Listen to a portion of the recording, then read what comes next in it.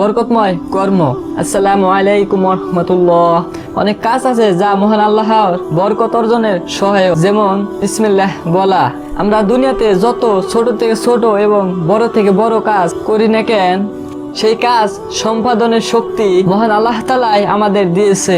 তিনি চাইলে আমরা আজ মেডিকেলের বেডে শুয়ে থাকতাম। তাই প্রতিটি কাজ শুরু করার পূর্বে সেই মহান সত্তাকে স্মরণ করা বিবেকের দাবি।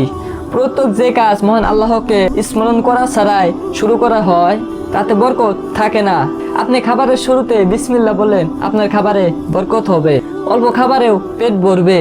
পেট না বললেও শরীরে দুর্বলতা আসবে না, পেট খারাপ হবে না, যেভাবেই হোক বরকত হবে।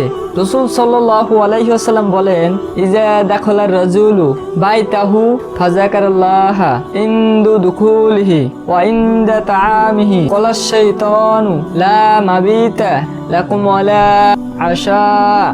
যখন কোনো ব্যক্তি তার বাড়িতে প্রবেশ করে এবং প্রবেশের সময় মহান আল্লাহকে স্মরণ করে, তখন সেই ব্যক্তি খাবারের সময় আল্লাহকে স্মরণ করে, তখন ইবলিস শয়তান তার চামচাদের ডেকে বলে, ওই বাড়িতে তোমাদের থাকাও নাই, খাওয়াও নাই।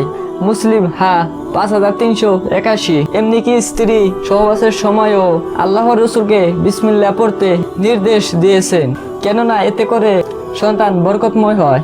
মহান আল্লাহকে স্মরণ করা। আপনি যাকে ভালোবাসবেন তাকে স্মরণ করেন, কিন্তু সে যে আপনাকে স্মরণ করে কি না তার কোনো নিশ্চয়তা নাই। আপনার এত ভালোবাসা, এত ইসমি কাতরতা সব বৃথা যেতে পারে, কিন্তু মহান আল্লাহ বলেছেন, ফাসকুরুনি আসকুরুকুম, তোমরা আমাকে স্মরণ করো, আমি তোমাদেরকেও স্মরণ করব। সূরা আল বাকারা আয়াত নম্বর 152।